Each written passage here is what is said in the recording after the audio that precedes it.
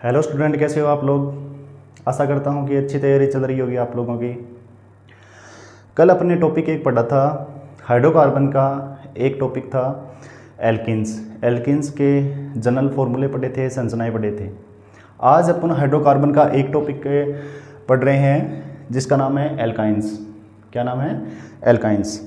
अब एल्काइंस है तो एल्काइंस किस प्रकार के हाइड्रोकार्बन की कैटेगरी में आते हैं? असंतृप्त हाइड्रोकार्बन की कैटेगरी में आते हैं। पहला ही क्वेश्चन बनता है। दूसरे टाइप का क्वेश्चन कैसे बनता है कि एल्काइन का सामान्य सूत्र CnH2n क्या होता है? -2 होता है।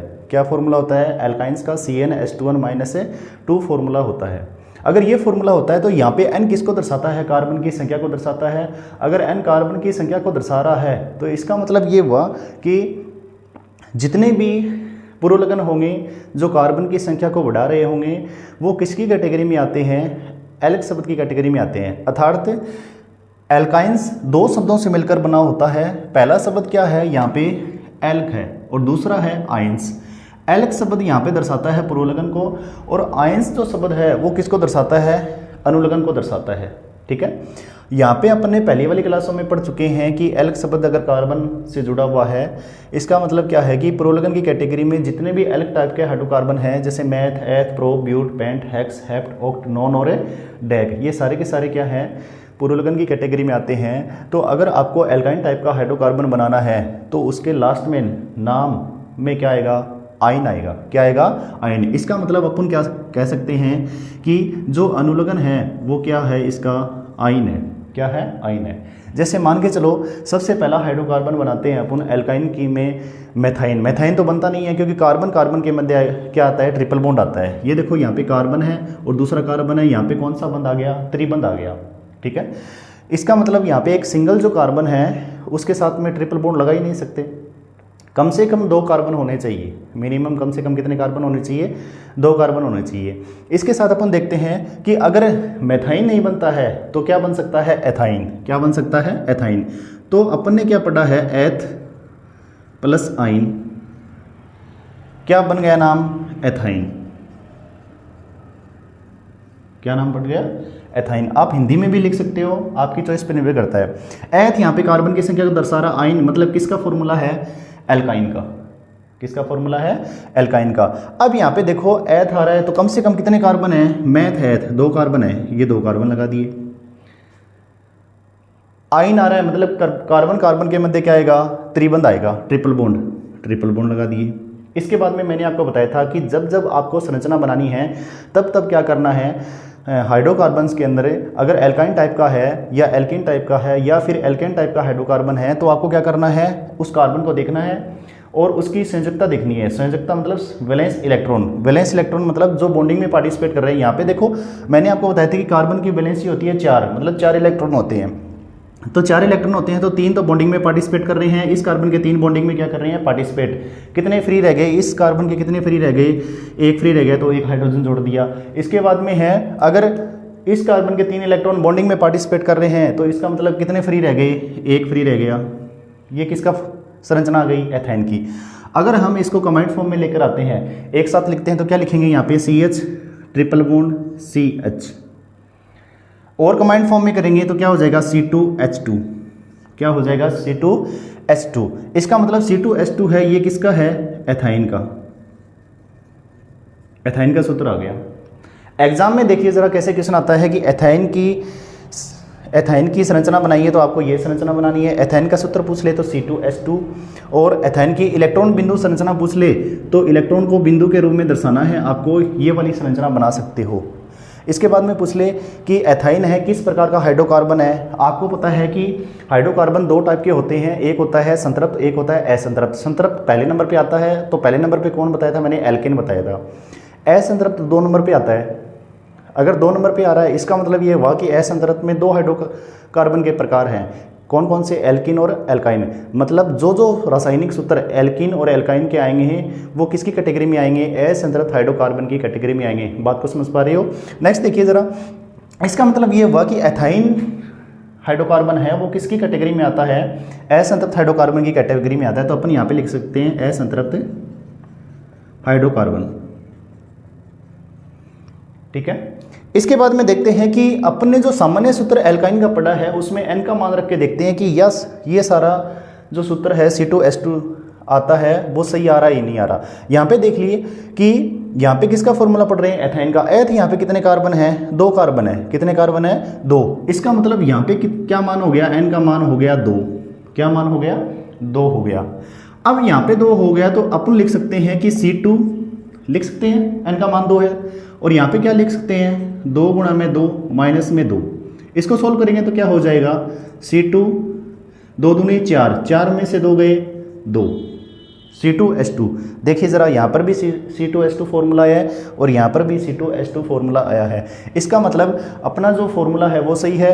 अपने देखो 4-5 मेथड पढ़े हैं। अपने पढ़ा है कि अगर आपको दे दिया जाए एथाइन नाम दे दिया जाए तो डायरेक्ट अपने संरचना बना सकते हैं, कंबाइंड फॉर्म में लिख सकते हैं और रासायनिक सूत्र बना सकते हैं। अगर आपको डायरेक्ट फॉर्मूला ही पूछना है या फॉर्मूला एग्जाम में अगर पूछा जाए तो आप ध्यान रख लेना कि आप इसकी एक शॉर्ट ट्रिक अपना लेना।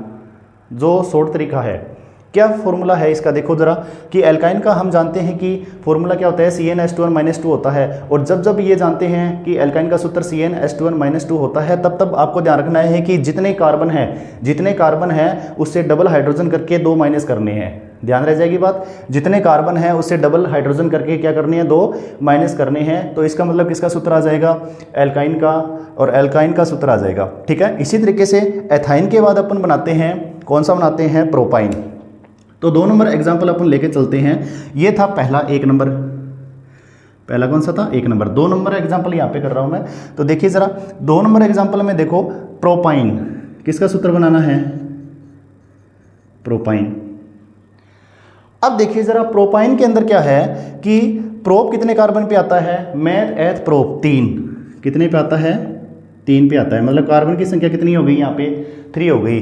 तो n का मान यहाँ पे कितना हो गया, 3 हो गया। n का मान यहाँ पे क्या हो गया, 3 हो गया।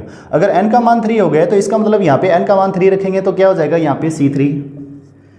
और हाइड्रोजन यहाँ पे कितने हैं, हाइड्रोजन यहाँ पे 2 × n है। n का मान यहाँ पे 3 है तो 3 दूनी 6, 6 में से 2 गए, कितने बच गए, 4। C3H4 किसका रासायनिक सूत्र आ गया, प्रोपाइन। किसका रासायनिक सूत्र आ गया, प्रोपाइन। अब दूसरा मेथड जो है अपन देखते हैं कि प्रोपाइन की संरचना के हिसाब से या फिर इलेक्ट्रॉन बिंदु की संरचना के हिसाब से या फिर कंबाइंड फॉर्म में अगर लिखते हैं तो उसके हिसाब से फॉर्मूला सही आ रहा है क्या। अब देखिए प्रोप है तो कितने कार्बन लिख दिए, मैथ एथ और प्रोप, 3 कार्बन लिख दिए। लास्ट में एनोलोगन क्या आ रहा है, आइन। इसका मतलब आइन आ रहा है तो किसका सूत्र है, एल्काइन का। एल्काइन में कार्बन कार्बन के मध्य क्या आएगा, ट्रिपल बॉन्ड आएगा। कार्बन कार्बन के मध्य क्या आएगा, त्रिबंध आएगा। इसका मतलब कम से कम 2 कार्बन के मध्य क्या लगा दो, यहाँ पे ट्रिपल बॉन्ड लगा दो, बाकी सभी में क्या लगा दो, सिंगल। कभी क्वेश्चन गलत नहीं होगा। नेक्स्ट क्वेश्चन इसी के अंदर देखिए कि अगर यहाँ पे ट्रिपल बॉन्ड और सिंगल बॉन्ड लगा दिया तो इस कार्बन की वैलेंसी कितनी है, 4 है। तो 3 तो इलेक्ट्रॉन पार्टिसिपेट कर रहे हैं बॉन्ड बनाने में, कितने बाकी रह गए, 1 बाकी रह गया तो 1 हाइड्रोजन जोड़ दिया। सेकंड कार्बन को देखिए जरा, सेकंड कार्बन में यहाँ पे कितनी वैलेंसी है, इसकी 4 है। चारों की चारों वैलेंसी बॉन्डिंग में पार्टिसिपेट कर रही है। नेक्स्ट वाला कार्बन देखते हैं कि कितने हाइड्रोजन है, यहाँ पे 1 भी नहीं है। यहाँ पे 1 इलेक्ट्रॉन इसका पार्टिसिपेट कर रहा है बॉन्ड बनाने में, कितने फ्री रह गए, 3 रह गए। तो कितने हाइड्रोजन जोड़ दें, 3 जोड़ देते हैं। ठीक है। अगर इसको अपन कंबाइंड फॉर्म में लिखते हैं तो क्या लिखेंगे, CH triple bond carbon single bond, इसके बाद में क्या लिखेंगे, CH3। क्या लिखेंगे, CH3। अगर और कंबाइंड फॉर्म में इसको अगर लिखा जाए तो कार्बन कितने हैं, 1 2 और 1 3। हाइड्रोजन कितने हैं, 3 और 1 4। C3H4 किसका सूत्र आ गया, प्रोपाइन का। तो एक मेथड तो ये बनाया है जिसके अंदर अपने फॉर्मूला जो CnH2n-2 फॉर्मूला था वो अपने इसमें ऐड किया, और दूसरा अपन ने क्या था, नाम से ही अपने संरचना बनाई है और इसी से अपन ने कंबाइंड फॉर्म में लिखा है और इससे क्या निकाला है, रासायनिक सूत्र। इसका मतलब ये किसका सूत्र आ गया, प्रोपाइन का। और प्रोपाइन है किस प्रकार का हाइड्रोकार्बन आपसे पूछ लिया जाए तो आप बता दोगे असंतृप्त हाइड्रोकार्बन।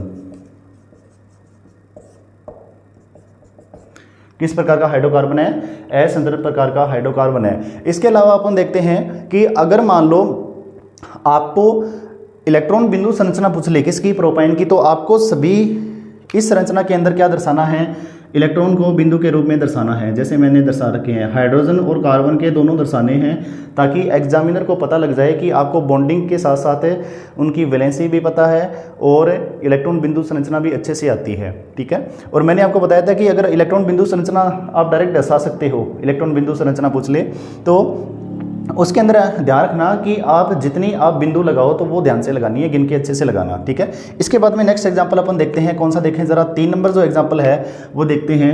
3 नंबर एग्जांपल यहाँ पे लिख रहा हूँ मैं। 3 नंबर लेते हैं अपन, प्रोप के बाद ब्यूटाइन।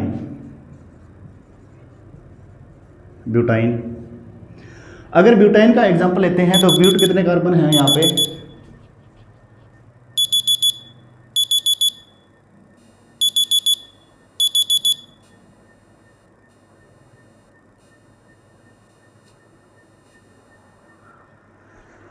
यहाँ पे देखिए ब्यूट कितने कार्बन है, ध्यान से देखना कि ब्यूटाइन है, ब्यूट कितने कार्बन है, मैथ एथ प्रो ब्यूट, कार्बन की संख्या कितनी है यहाँ पे 4 है।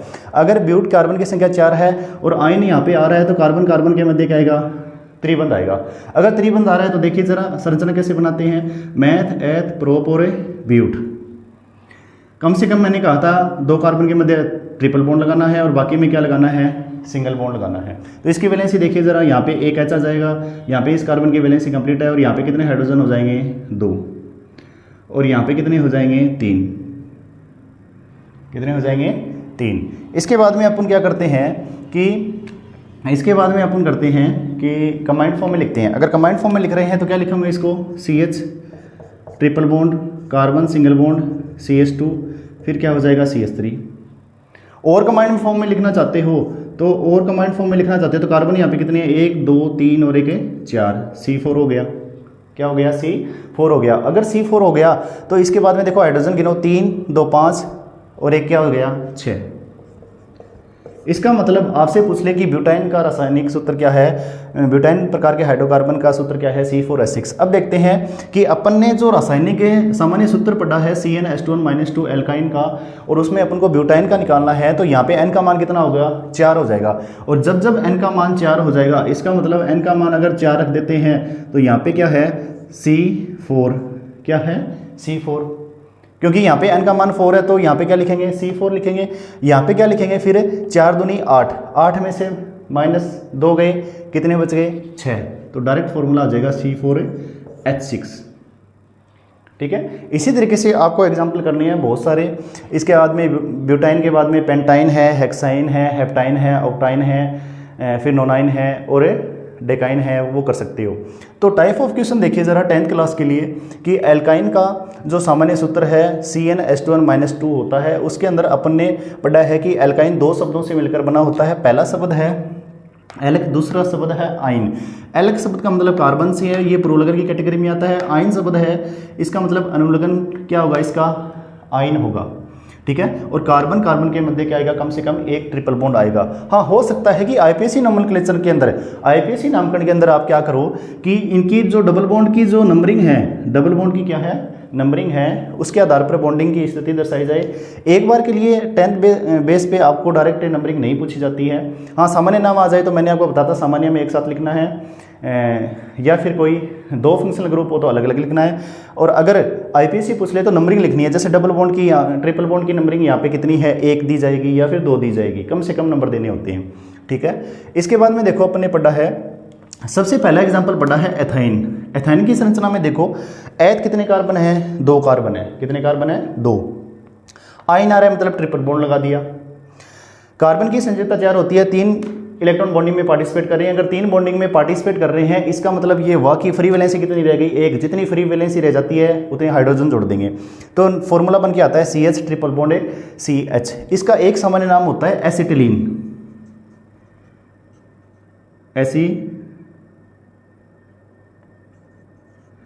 एसिटिलीन, ध्यान रखना। CH ट्रिपल बॉन्ड, CH का नाम होता है सामान्य नाम एसिटिलीन, कई बार एग्जाम में पूछ लिया जाता है। और एथाइन का सूत्र क्या गया, C2H2 आ गया। एथाइन की ध्यान रखना, एथाइन टाइप का जो हाइड्रोकार्बन है वो किस प्रकार का हाइड्रोकार्बन है, असंतृप्त प्रकार का हाइड्रोकार्बन है, आपसे पूछा जा सकता है। इसके बाद में नेक्स्ट अपन ने पढ़ा है प्रोपाइन। प्रो कितने कार्बन आप पे आता है, 3 नंबर कार्बन। और आइन आ रहा है मतलब ट्रिपल बॉन्ड आएगा। एन का मान यहाँ पे 3 हो गया। अगर एन का मान 3 हो गया तो संरचना अगर जब बनाएंगे तो क्या हो जाएगा, कार्बन यहाँ पे कितने लिख दिए, 3 लिख दिए। कम से कम 1-2 कार्बन के मध्य त्रिबंध लगाएंगे और इस कार्बन की वैलेंसी कंप्लीट करने के लिए एक हाइड्रोजन लगाएंगे, क्योंकि 3 ट्रिपल बॉन्ड के द्वारा वैलेंसी कंप्लीट कर चुका है। दूसरा कार्बन क्या है, अपनी वैलेंसी कंप्लीट कर चुका है। और तीसरा कार्बन है, 1 इलेक्ट्रॉन पार्टिसिपेट कर रहा है बॉन्ड बनाने में, कितने फ्री रह गए, 3, इसलिए 3 हाइड्रोजन जोड़ दिए। कंबाइंड फॉर्म में लेके आएंगे तो ये कार्बन है, एक कार्बन लिख दिया, उसके बाद में एक हाइड्रोजन साथ में लिख दिया, फिर ट्रिपल बॉन्ड लिख दिया।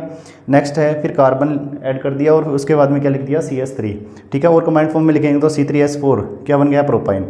फिर अपन ने देखा है कि प्रोपाइन का अगर सूत्र इस फॉर्मूले के आधार पे अगर निकालना चाहते हैं तो एन का मान यहाँ पे, प्रोप कितने कार्बन है, 3, तो एन का मान 3 हो गया। जैसे ही एन का मान 3 रखेंगे, 3 दूनी 6 में से 2 गए, कितने गए, 2, तो कितने रह गए, 4। तो C3H4 प्रोपाइन का सूत्र आ गया, ठीक है। तो इसी तरीके से आज अपन ने जाना है कि एथाइन का जो रासायनिक जो हाइड्रोकार्बन सूत्र आता है वो आता है C2H2, जो एसेंदर प्रकार का हाइड्रोकार्बन है, इसका सामान्य नाम एसिटिलीन है। और प्रोपाइन है, प्रोपाइन का सूत्र अपने सामने आता है C3H4। और इसके बाद में ब्यूटाइन है, ब्यूटाइन का रासायनिक सूत्र क्या आता है अपने हाइड्रोकार्बन में, C4H6। इसी तरीके से पेंटाइन में 5 कार्बन आ जाएंगे और कम से कम 2 कार्बन के मध्य क्या लगाना है, ट्रिपल बॉन्ड लगाना है। अगर 2 कार्बन के मध्य क्या लगाओगे, ट्रिपल बॉन्ड लगाओगे, त्रिबंध लगाओगे, तो इसका मतलब ये हुआ कि जितनी कार्बन की फ्री वैलेंसी रहेगी, कम से कम 2 कार्बन के मध्य ट्रिपल बॉन्ड लगाना है एल्काइन में, इस बात का ध्यान रखना, ठीक है। तो इसी तरीके से बाकी ब्यूटाइन के बाद यहाँ पे आप क्वेश्चन के तौर पे ले सकते हो। जैसे नेक्स्ट 4 नंबर क्वेश्चन आपको ही करना है, ब्यूटाइन के बाद पेंटाइन, इसके बाद में हेक्साइन, इसके बाद में हेप्टाइन, फिर हेस ऑक्टाइन। ये सारे के सारे आपको क्वेश्चन सॉल्व कर रहे हैं। जैसे पेंट है, कार्बन की संख्या कितनी होगी, 5, और आइन आ रहा है मतलब ट्रिपल बॉन्ड आएगा संरचना के अंदर, ठीक है। तो यहाँ पे क्या हो जाएगा, C5 और 5 दूनी 10, 10 में से 2 गए 8, तो C5H8 हो जाएगा। इसके बाद में हेक्साइन है, हेक्स कितने कार्बन पे आता है, 6 पे, तो एन का मान क्या आ गया, 6, तो 6 दूनी 12, 12 में से 2 गए 10, ठीक है। तो C6H10 किसका सूत्र आ जाएगा, हेक्साइन का। इसी तरीके से हेप्टाइन का आपको निकालना है। हेप्ट मतलब एन का मान कितने हो गया, 7, तो 7 दूनी 14, 14 में से 2 गए 12, तो C7H12 ये किसका सूत्र आ गया, हेप्टाइन। इसी तरीके से ऑक्टाइन की संरचना और इन सभी के जो संरचनाएं और रासायनिक सूत्र है वो आपको इन कंसेप्ट के द्वारा देखने हैं, ठीक है। तो बार बार अभ्यास करते रहिए, प्रैक्टिस करते रहिए और तब तक प्रैक्टिस करिए जब तक कि वो याद नहीं हो जाए, ठीक है। और रिवीजन मोस्ट इंपॉर्टेंट है। प्रत्येक लेक्चर में 7 दिनों के अंतराल में एक बार रफली आप रीडिंग ज़रूर कीजिए। और मोस्ट इंपॉर्टेंट की जो होती है रिवीजन की ही होती है। जितना आप मॉक टेस्ट दोगे, जितना आप प्रैक्टिस करोगे, जितना रिवीजन करोगे, उतना आपका स्किल है उसके अंदर बेहतर होता जाएगा। इसी के साथ आज की क्लास समाप्त करते हैं। धन्यवाद। मेहनत करते रहिए, आगे बढ़ते रहिए, ठीक है। और अगर वीडियो अच्छी लगी है तो लाइक कीजिए, सब्सक्राइब कीजिए और अपने सहपाठियों को शेयर ज़रूर कीजिए, ठीक है। धन्यवाद।